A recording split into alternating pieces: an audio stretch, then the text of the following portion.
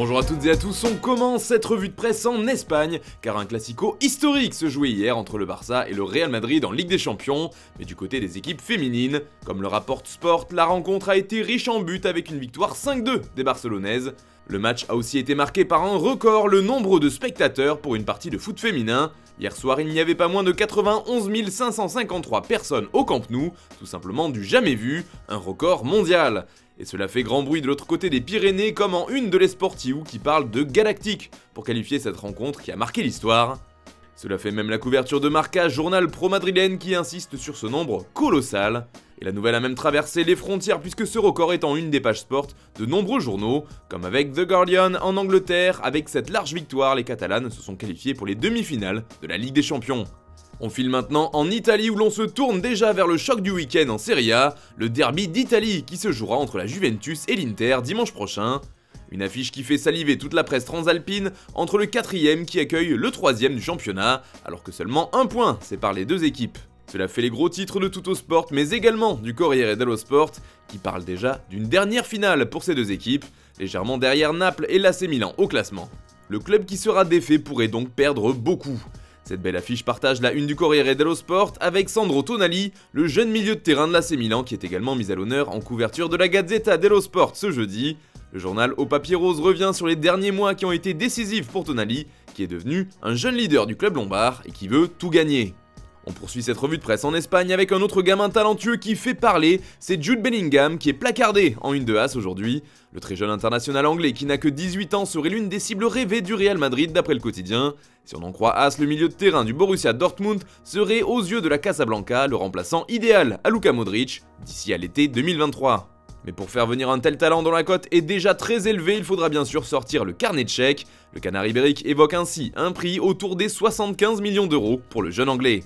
Justement, au pays, c'est un autre joueur des Three Lions qui fait couler beaucoup d'encre. Il s'agit d'Harry Maguire, particulièrement décrié et moqué ces derniers temps, que ce soit avec son équipe de Manchester United ou avec la sélection nationale.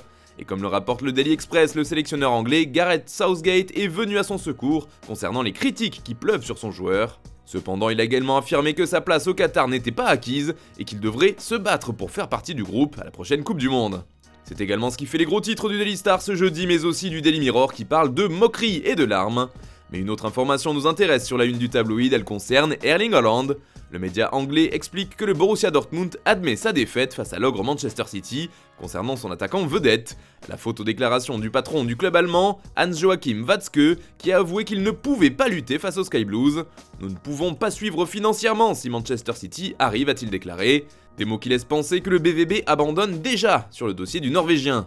Et puis l'Algérie se remet doucement de sa non-qualification au prochain mondial après la défaite contre le Cameroun 2-1 dans les ultimes secondes de la rencontre. Mais quand même, il reste de l'amertume en Algérie comme on le voit sur le site de la Gazette du Fennec, car selon le média, la Fédération algérienne de football a demandé à rejouer la rencontre perdue. La faute aux erreurs d'arbitrage, c'est en tout cas ce que compte prouver la FAF qui va rédiger une demande officielle afin de demander à la FIFA de rejouer ce match. La réclamation devrait être envoyée dans les prochaines heures. Attention toutefois, on imagine mal la Fédération internationale de football céder à cette requête, alors que le tirage au sort de la Coupe du Monde aura lieu ce vendredi. Enfin, on termine ce tour de la presse en France avec le journal L'Équipe qui fait sa une sur le PSG à la croisée des chemins, car la section féminine s'est qualifiée pour les demi-finales de la Ligue des Champions contre le Bayern Munich, alors que les garçons ont eu un destin qu'on connaît.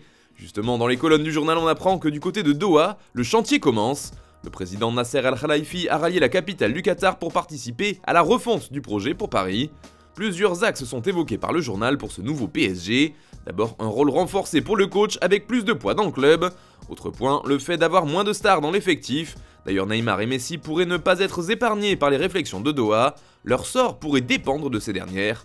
Globalement, l'effectif devrait bouger avec une place plus importante pour la jeunesse. Toujours en France, on apprend dans les colonnes du Parisien que la Fédération française de football est sous pression dans l'affaire Mbappé.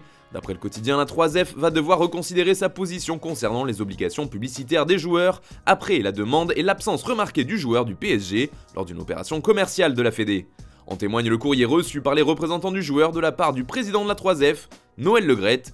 Celui-ci compte fixer un rendez-vous après le tirage de la Coupe du Monde dans le but de discuter de cette fameuse convention signée par les joueurs concernant les obligations publicitaires et leurs images. Voilà, c'est tout pour ce matin, merci de nous avoir suivis, on se retrouve ce soir pour un nouveau JT et demain pour la prochaine revue de presse sur Foot Mercato.